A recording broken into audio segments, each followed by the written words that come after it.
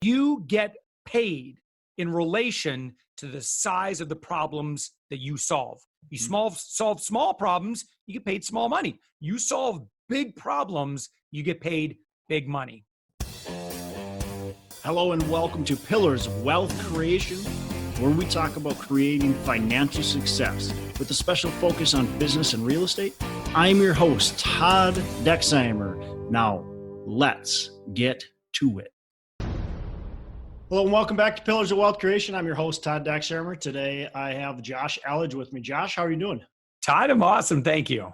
Awesome. A little bit about Josh. He is a U.S. Navy veteran, so thank you for your service, and launched UpMyInfluence.com to help entrepreneurs attract the perfect audiences and grow their brands without the crazy costs associated with traditional PR companies. UpMyInfluence's purpose is to democratize access to influence. Josh believes that he has moral imperative to help entrepreneurs serve the world with their collective messages while growing their revenue. UpMyInfluence was the natural outgrowth of his first startup, SavingsAngel.com, which has grossed more than $6 million in sales with less than $500 in advertising. We're going to have to jump into that. He did it all through building authority and serving audiences in the media. Josh is a weekly TV consumer expert in Orlando, writes a syndicated newspaper column to 1.1 million readers, and regularly appears on more than 75 TV stations across the country. All told, Josh has appeared in media more than 2,000 times, and you live in Orlando, Florida with your wife and 3 kids. So I want to start right away with talking about this $6 million worth of sales with less than $500 of advertising, because that seems impossible. Well, someone once said, was the founder of Geek Squad, said that advertising is the tax you pay for being unremarkable. And, my approach is, that I would rather spend as much time as I can giving value, serving, just giving it away, like finding ways that you can bring value to people, solve their needs, solve their problems, and do so without without putting your hand outstretched saying, okay, well, thanks for clicking on my ad. Now let me sell you something. I just think that that's a bad way to try to initiate a relationship. It doesn't really work that well in dating when everything's just purely transactional. And instead, I think in human relationships, the more that we could just focus on, listen, I'm just going to be a contributor here. Like, I'm just going to be a good person and try to make the world a better place. And let's see what happens. Right? So it's a little bit more, it'll feel like more of a longer play to do that.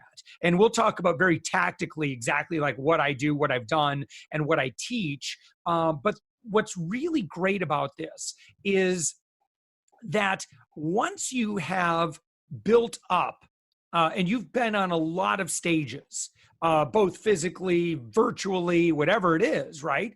Eventually you're going to get to a point where you kind of don't need to advertise. I mean, you could, and I'm not saying you shouldn't, but I think, again, you got to treat it like a tax. And it's like, go ahead and do that, especially if you can create positive ROI.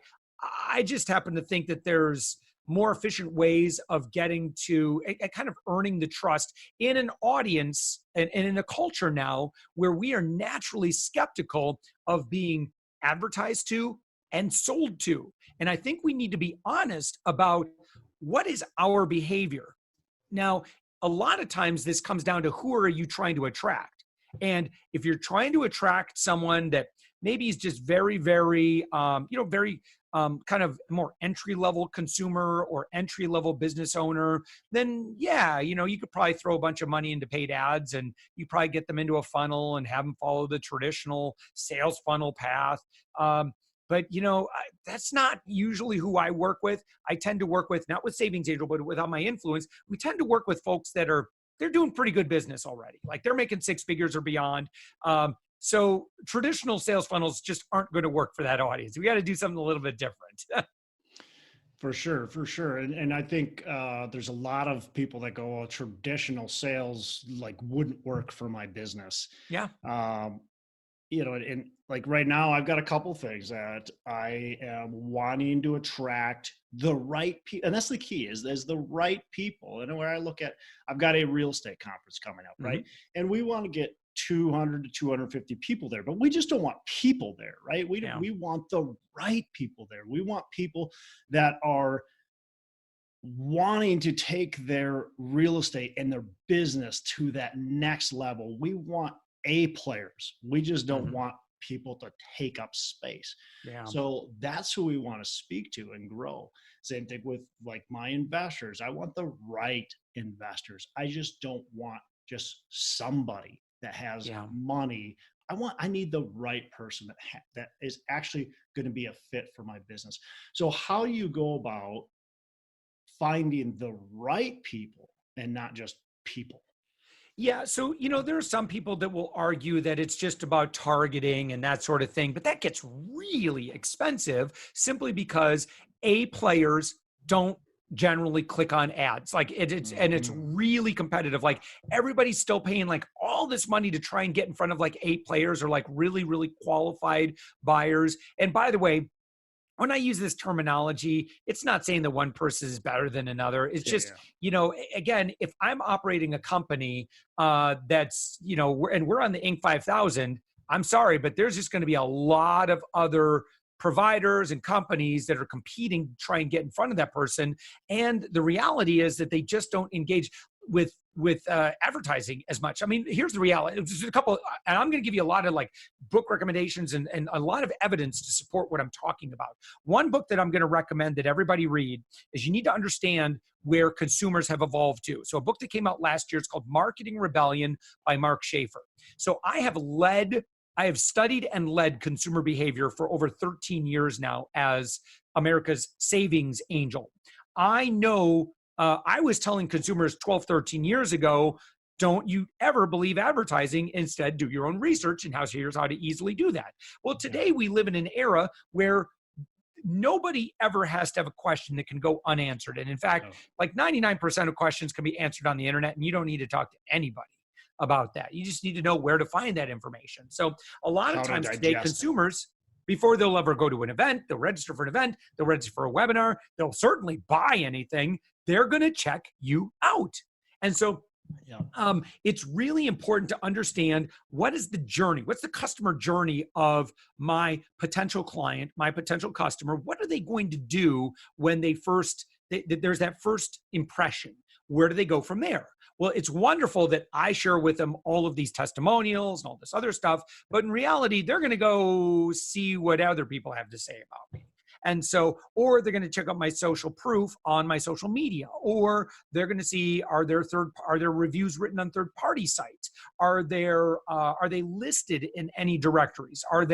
Is there media written around this person? And if there's not, listen, that's not necessarily a black flag, but it's definitely not a green check mark. And we want to accumulate as many green check marks in the minds of our consumers as possible. The more we can earn, the easier the sale is going to be.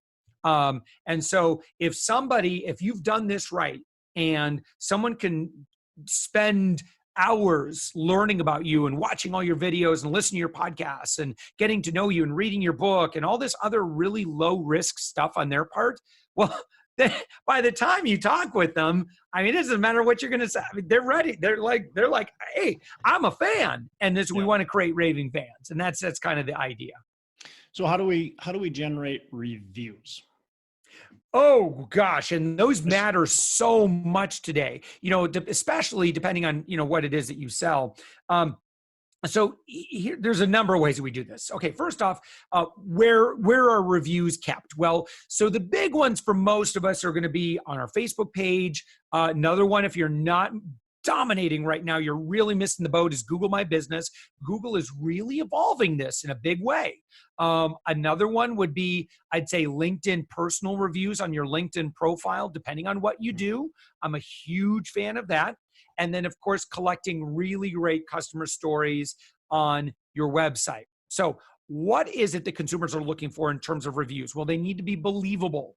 They need to look like real people. Because at the end of the day, Todd, what we do is when we're looking at a company, we're going to say, yeah, but does this work? It's great that these other people said this, but is this going to work for me? Man. And so the way that we do what we do is we look for reviews of people that either look like us or kind of like, oh, hey, they're an agency owner. I'm an agency owner. They're a real estate investor. I'm a real estate investor. They're in Minnesota. I'm in Minnesota. Right. And so we're like, if it worked for them, it can work for me. So how do you collect those reviews? Well, there's a really good book that I read. Stacy Randall, gosh, she was a guest on my podcast, and it was Endless Referrals Without Asking. And so one of the biggest things, because we all get those like requests, are like, wow, the greatest compliment you can give is a referral. And you could do that, but I think it's a little heavy-handed personally. The best thing you could do to get a lot of referrals and a lot of reviews is create a culture in your community where you celebrate the people who do that, and you talk about, oh my gosh, like that's one thing our people do is they love writing reviews. It's just, and you got to make it so super easy for them. You have to celebrate the heck out of them when they do that.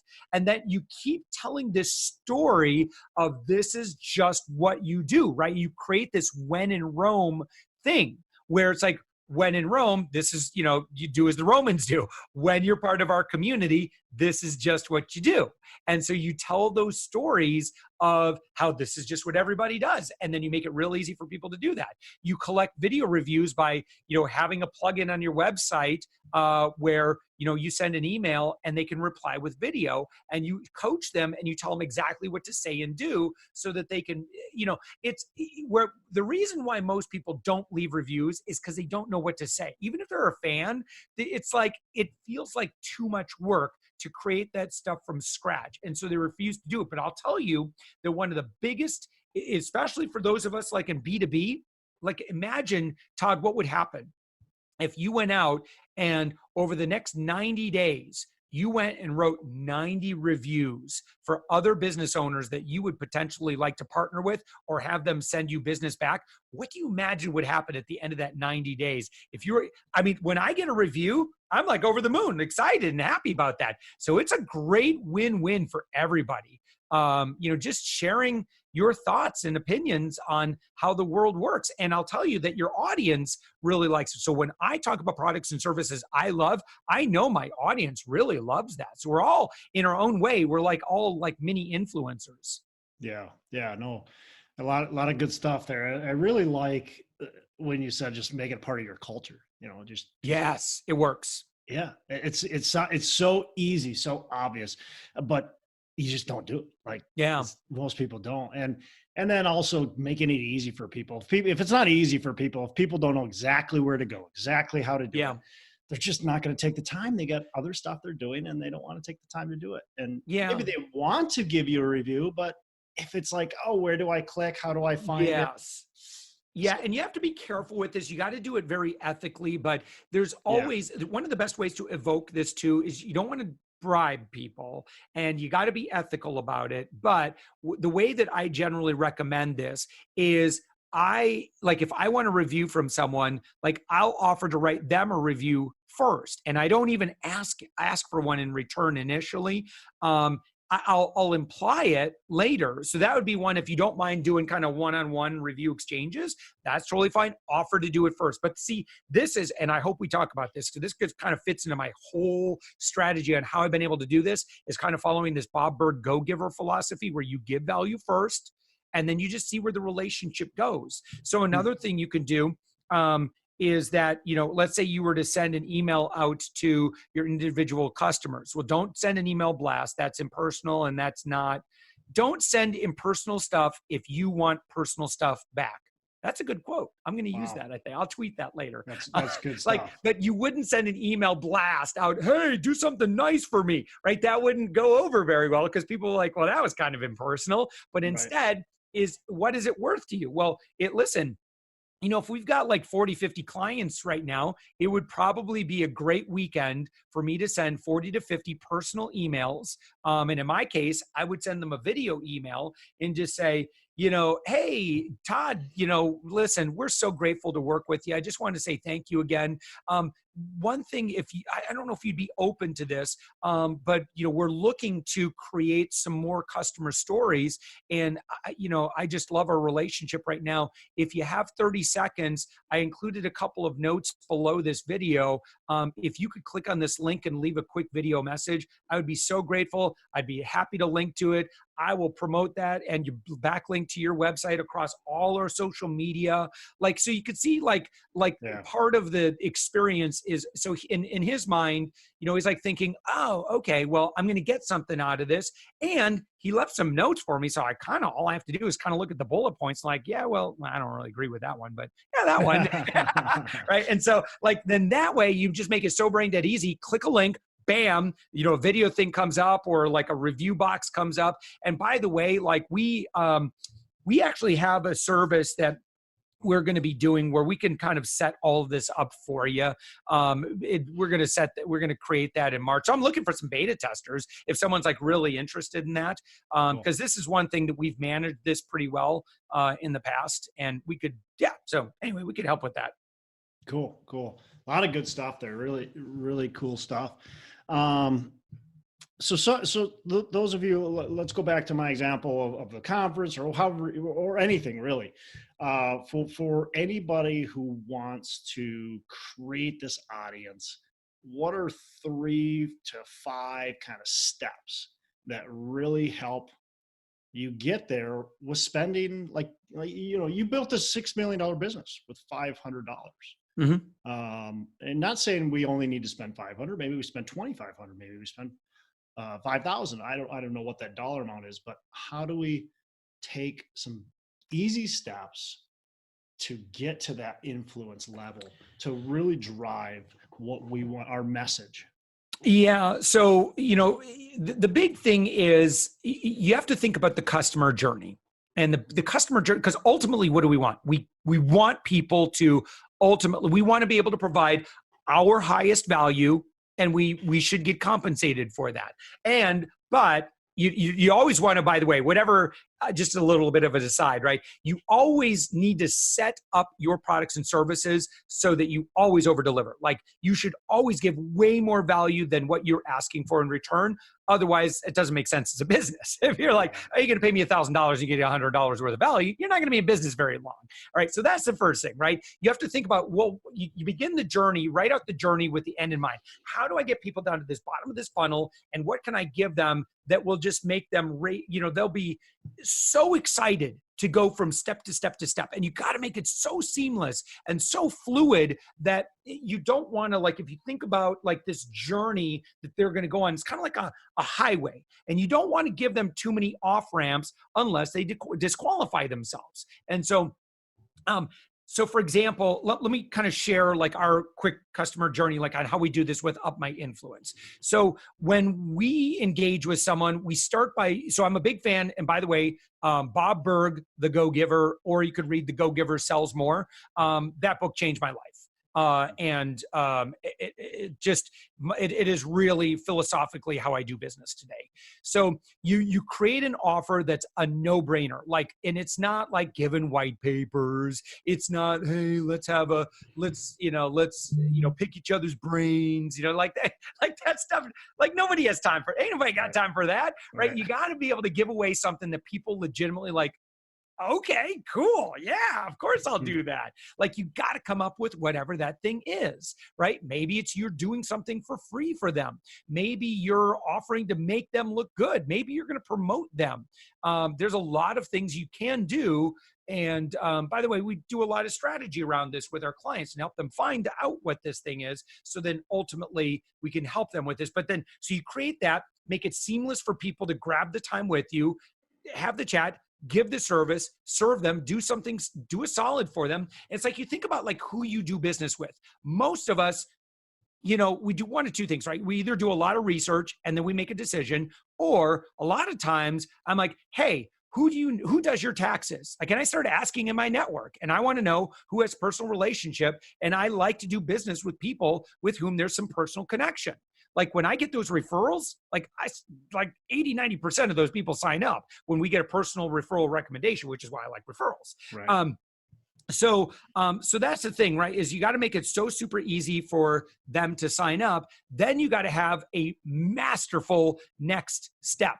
And that is where you talk about, if you give the thing away and you ask the question, you're like, well, Todd, it's great having you on the podcast. Are you looking to be on more podcasts, or are you looking to kind of grow your visibility or get seen and celebrated for your work? And then it's kind of funny. I'm referring to you in third person here. Todd would say, well, yeah, it'd be great. And it's like, well, do you have like other people in your space? Do they get kind of seen and celebrated? Are they getting media attention? They're like, yeah. And like, well, wouldn't it be cool to kind of get that same thing? They're like, yeah. So it's like, so they're like, well, cool, because that's what we do. Let's grab 30 minutes. And then you got to book it right there, right? Don't leave things to chance. That's one thing that I've had to learn myself, to be honest with, because I've failed at this a lot. Say, great, let's grab 30 minutes next week and we'll chat about it and see if it makes sense for us to partner. And by the way, like when I communicate with people, like I always say, and listen, it's totally your call. Like if it works, great. If it doesn't, not a problem. Like I'm always happy to refer people to you and that sort of thing. Like you never want to feel like, it's like, don't even bother with the used car sales stuff anymore. It's just, people hate that. Everyone knows what you're doing. Don't do that stuff. And so you schedule the follow-up appointment. And then again, you want to have you build into this lots of just great touch points. One thing I've learned about closing people that are higher net worth or busier, or type A people already busy in business, is they spend a lot of their time in the tyranny of the urgent. They're always putting out fires, they're always solving big problems. So to add one more thing to their list is kind of a hard ask. So you got to make it ridiculously easy, and you got to stay top of mind, but not in a, hey, you ready to buy yet, ready to buy yet, ready to buy yet, ready to buy yet. You got to bypass that. Instead, you just start getting to work. And that's the thing. I'm telling you, we were able to, I'll give you some numbers here. Like in May of last year, we started really implementing this process, and we've even iteratively improved on it. But between May and November of last year, just with UpMyInfluence, we had like $20,000 in our sales pipeline in May. By November, which that had been 5 months or so later, it was north of $200,000 monthly recurring revenue in our pipeline. Now, we still have to close a lot of these people. Honestly, these people have all expressed buying signals, but our clients don't necessarily buy right out of the gate. That's not the way our services work, but we want that relationship, because if I keep on giving and I keep on investing in those people, eventually a strong percentage of them will buy. And that's all we do for business. I don't do Facebook ads, and that's fine for people who do. We don't. Interesting. Why not Facebook ads? Why not Google funnels, or whatever, all that stuff? Why not? I could tell you, for me, because I'm horrible at it. I've failed at it so many times. I've lost so much money trying to experiment with it. Yeah. And I think a lot of it, again, has to do with who the audience is. Yeah. So again, if you're selling volleyball nets or whatever, and you're selling to beach outdoor enthusiasts, cool. Go for it. Do it. And advertising is probably going to work. If you're selling to low-level, entry-level entrepreneurs, which there are a lot of those folks out there, go into the Jeff Walker, stuff, product launch formula, and you can follow something like that, and that's probably going to work pretty well for that audience. Once you start looking at ALVs, average lifetime values of, with multiple thousands of dollars, that's generally a different kind of person. So we're a service provider. We help people go from invisible to seen and celebrated. And we help them, fill that emotional need. But, it's something that we can't do for free. And it's not anything we could do. We do lots of stuff pro bono for free for our audiences, but for our services, generally they start at about $1,000 a month on up, but we get results. But again, not everybody can afford that. So we know that. So with those people who are potential good clients for that, we invest a lot of money and effort into the relationship. And which by the way, we may never work with them, but we still think it's the right thing to do, is just give freely, and then let people sort themselves. A lot of good stuff so far. I want to switch gears a little bit and talk about a mistake that you've made along the way. You can pick anything. I'm sure there's maybe one or two, but you can pick anything. And then how did you learn and grow from it? Yeah. Listen, I'm going to say sales is the thing that I have made so many mistakes on over the years. You know, when I owned, and by the way, I should say Savings Angel is my 7th business venture. I have failed in business 6 other times before that. Some fairly gracefully, others pretty horribly. You know, I've lost 2 houses, went through bankruptcy, had to live with my in-laws for 10 months. You know, as an adult with 2 kids, like that's pretty humbling. It sucks. Yeah. As a man, it like, you know, it was horrible. Like Yeah. I felt like a failure as a husband and as a father, going through that. But I knew that like I knew that that's where I needed to be. I knew that that was my contribution. And so the first major failure of sales was feeling like sales was convincing people of things. It's not, it has nothing to do with that. It's, do you have the ability to make someone's life better? Then go do it. And you know, yeah, I mean, you got to, you know, you can't do everything for free. So eventually you're going to say, well, listen, you know, I'd love to do this. And I'm willing to invest into you if you're willing to invest into this. So here's what I can do. Let's get the ball rolling. And then, you know, yeah, you know, my team doesn't work for free. I got to pay them. And so, you know, this is the cost of our service, and we've designed it so it should have a, you know, ideally we have a good positive return on investment. So my first failure was with one of my businesses a long time ago was a blog before there was such things as blogs. And part of that is I actually owned a small town newspaper for a little while. I started one up. I was like, what the heck? May as well. And that was a horrible business to start, by the way. But I was afraid of sales because I thought sales was just convincing people of things. That was horrible. I was terrible at it. I was afraid of it. Ended up, you know, hiring a salesperson that ultimately was stealing from me. And we went out of business big time because of, you know, because of that. And then, you know, most recently too, like I could do lead gen. Like lead gen to me is like, it couldn't be easier. Like I can create an infinite number of people to talk with. And have really great relationships and build really strong relationships with that. Like I could do that like nobody's business. But you know, and I'm a nice person, and I love having great relationships with people. But I still today is, you know, I'd say at times I kind of freeze up on asking for the business, and it's ridiculous because, you know, the reality is like I cannot give someone my highest value that I can give them unless we activate the things. And so, so that's actually something that we've improved on over the past 6 months, where now, yeah, we got that system down. And I'll tell you that a lot of it is just, you know, just the phrase, just go ahead and start getting to work for them. And just like, if they express a buying signal, cool, let's get you in the system. You know, you don't have to punch in your billing information right now. We'll get to that later. Just, and so that way they're like, oh, okay. And so someone has to lead in the relationship. And if you're dealing with busy business owners, like they need an expert, they need a consultant, they need someone to say, well, listen, I don't do this every day, but you do this every day. So we'll kind of like, I don't dance the cha-cha, you dance the cha-cha. So you lead, I'll follow, and we'll dance the cha-cha together. I guess. Yeah. I don't know what cha-cha dancing is. I don't even know what that is. No. Yeah. It sounds cool though. Yeah. That's Danny Zuko's the other his former girlfriend in Greece, Cha-Cha Rodriguez. So that's cool. I mean, I appreciate you telling us the story of the bankruptcies and living with your in-laws. Like, how do you? Well, I got a question on that. Like, going through that, like you said, you've kind of felt whatever. I don't know the exact words. You felt like a loser, right? Yeah. Like, how do you pick yourself up? I should say. Right. How do you pick yourself up? Can you take me through a little bit of like that brain work there? And yeah, you're just like, this is, you know what? We're stuck here today, but not tomorrow. Well, so here's the thing. You got 2 options, right? You can either give up, which, curl up in a ball. You know, and it's like, I felt like Richard Gere from An Officer and Gentleman, you know, when he's out on the balcony, he's like, I got nowhere else to go. You know, it's kind of like that. It's like, if your back's against the wall, it's not my preferred way of doing business, but, you know, if not me, who? And if not when, you know, if not now, when?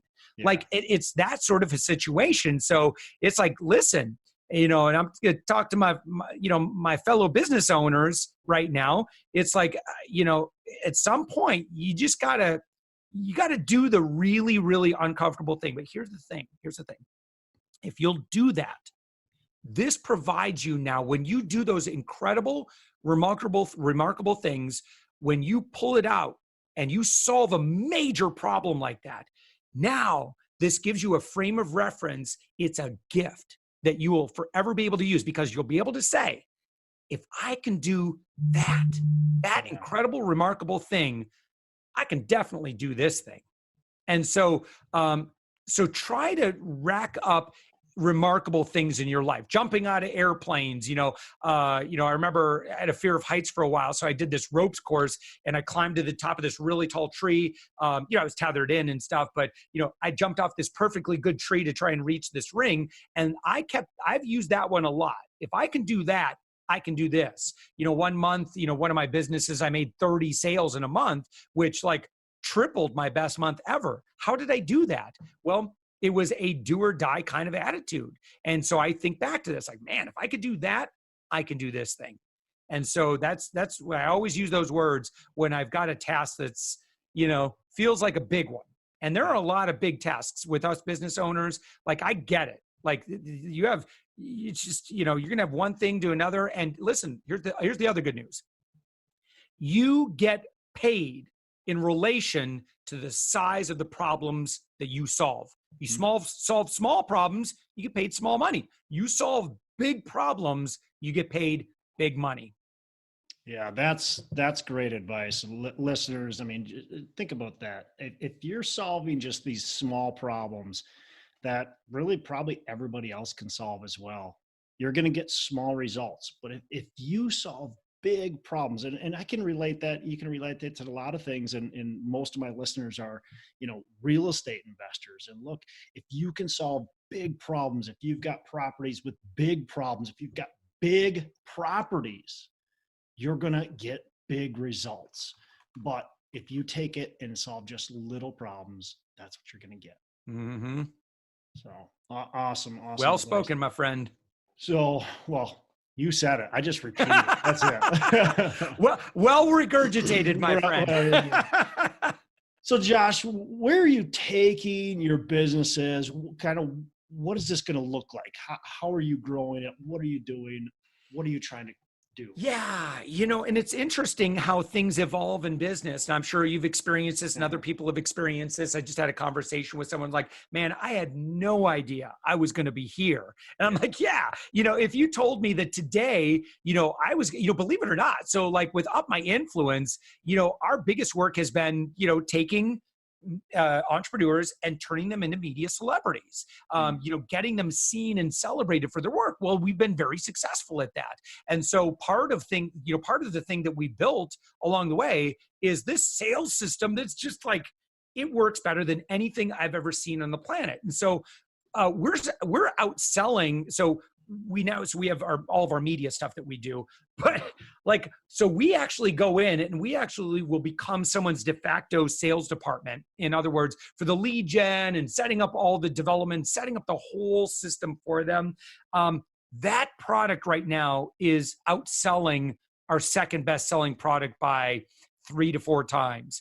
And that shocks me. I mean, I had no intention of getting into this business. We've just gotten really good at this thing. And this thing happens to be a huge moneymaker for our clients once we get it all set up for them. So yeah, so today I'm kind of like, we've been this kind of pseudo, PR service, not really an agency, but, more of a service provider. But today, like we're really doing more sales development for our clients than anything else. Yeah, that's cool. It's fun to see like your business just evolve in some things that you didn't even ever intend. Like I'm doing a lot of multifamily coaching now, and I never intended it. In fact, when I first started in this business and having a lot of success, people would ask me, hey, do you do any mentoring or anything like that? And I'd say, no. But I used to be a high school teacher. And it's just funny how it like came full circle now. And I'm now doing this and really having a lot of fun, but you never would have thought, would have thought. So it's funny how your businesses evolve. How do you give back? Yeah, there would be no Up My Influence today if it weren't for giving back. Yeah. And so with Savings Angel, so I had gotten 2,000 media appearances doing that. So I just started serving in our local startup community with SBDC and with other kind of local NEC, SCORE, Hispanic Chamber of Commerce, African American business, veteran, a lot of veteran-owned business charity that I've participated in. So I give I try to give, ideally, like my ideal scenario is where I'm taking about 10% of my effort, and it's just noble, doing good things for good people who have absolutely no way of paying me. Yeah. And so I try to, that's how I try to spend each week, is like, what more good in the world can I do today? And absolutely ask no money in return. So and it was because of, I was doing workshops and mentoring and all this other stuff.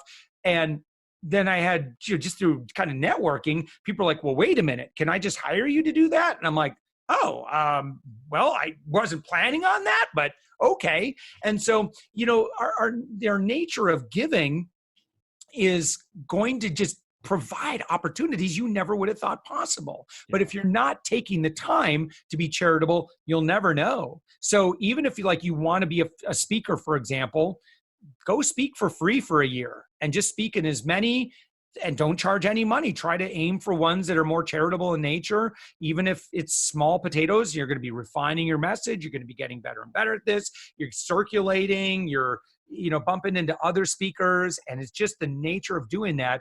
And again, don't worry about the money associated with. So you got to, make sure your things are taken care of some other way. Yeah. But man, watch what happens by the end of that year. By the end of the year, I'd be surprised if you didn't have a really nice little part-time business going as a result of that. Yeah, that's really cool. I mean, first of all, thanks a lot for doing what you're doing. That's awesome. Giving back, and people should be looking at that. Like, what ways can I give back? And you're giving back in ways that are super powerful, not expecting anything in return. But it also ends up being, you get stuff in return as part of it. And we always do, no matter how we give, we always get something back in return, even though we don't think that might not be our first intention. Yep. All right. So we're on a time crunch. I want to be respectful of your day. So I want to wrap us up. I've got a couple last questions. You've mentioned a couple books. Is there another book that you would recommend to our audience, one of your favorite books that they can read? In terms of books that have impacted me, especially over the past couple of years, I would say Bob Burg's The Go-Giver Sells More. You could read the original, The Go-Giver, but if one of your bigger focuses for this year is how can I increase revenue, it's a great book. And by the way, if you want a friend to kind of talk about that book with, and you're kind of, you're moving along in business, you're like, okay, well, we already kind of have this thing going. How can we adopt more of this? Dude, just grab some time with me, and I'm happy to, share with you like all the nitty gritty details on like how we've implemented some of these things. Cause you also want to be concerned about, we're going to lose business, or we're going to lose revenue. And I've been through all that stuff. And I'm happy to, I try to be as transparent as possible in business. So I'm happy to, if someone wants to have a little book club with me, I'm happy to chat with you. Well, I might have to take you up on that. I'm going to go to Amazon and go buy that book. And then maybe you and I will have some chats. Bob's a great guy. I've had the opportunity. See if you can grab an interview with him. He's a good guy. Cool. I think it's a great philosophy for all of us to live.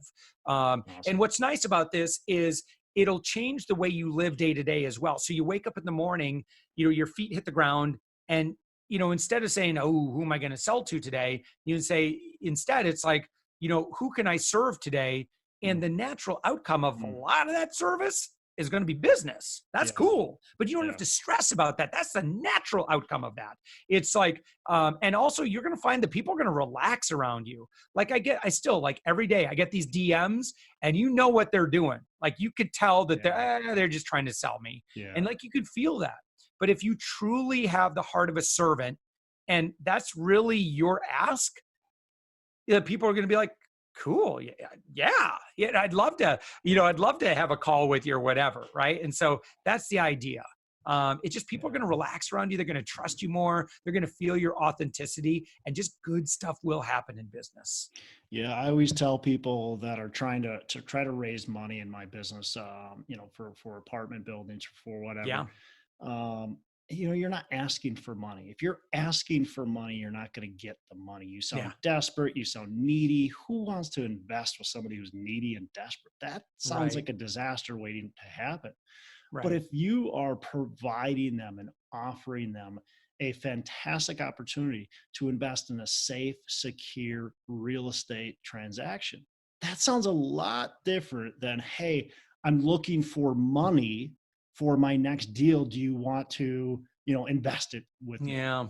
That No, doesn't you're sound right. Because in that sense, what you would be doing is you'd be talking about something new that they can get into as opposed to solving a problem yeah, for them. So people yeah, will move heaven and earth to solve a problem. yeah. So their problem may be, They have hey, too much I money. don't like my current, I'm not earning Yeah, enough in my passive revenue right now. I'm missing the mark. Or someone else is doing so much better than me because I keep on missing opportunities.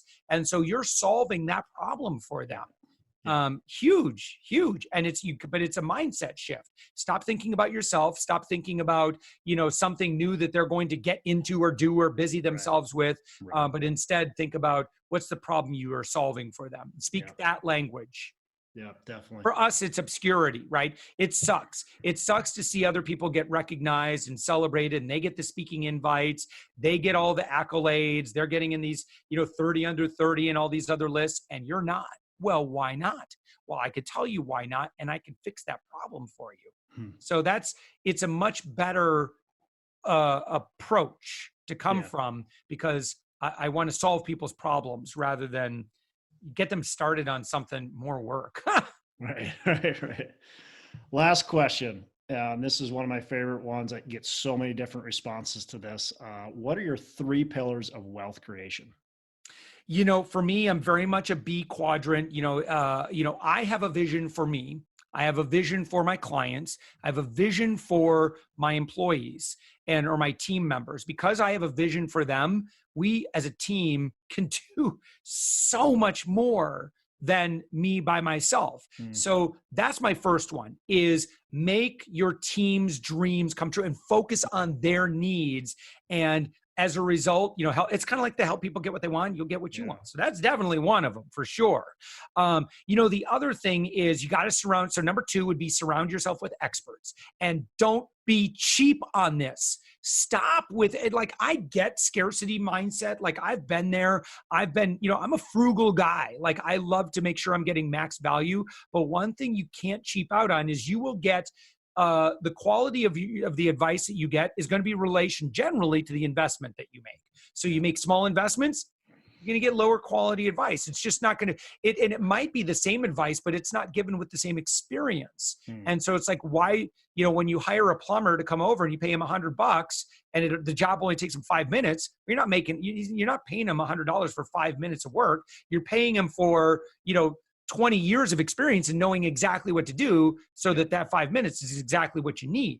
Yeah. And so that's number two. Number three would be you also need to make investments into what's up here. 95% of the success or failure of a business will come down to the mentality, the mindset of the business owner. That's Tony Robbins stuff that I've been able to speak with the Tony Robbins organization in the kind of the business mastery community. And that's one thing he talks about a lot.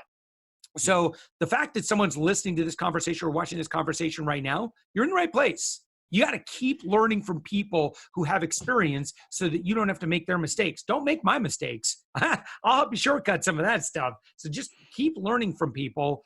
Don't be afraid to invest in your mind, because at the end of the day, how you answer and how you solve certain problems going to make the difference between that, getting that extra property or not, and, being able to flip that or whatever just getting the thing that someone else did not able to get because you had the wisdom and the experience to know how to get that thing. Awesome. Awesome stuff.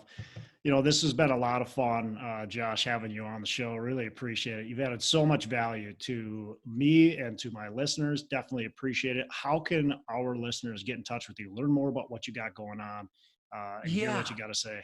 Yeah. So two things. If there's anybody who's listening to this and they're already doing six figures or more in their own, real estate investment or their own business, listen, I would love to share your story to my own audience on the Thoughtful Entrepreneur podcast.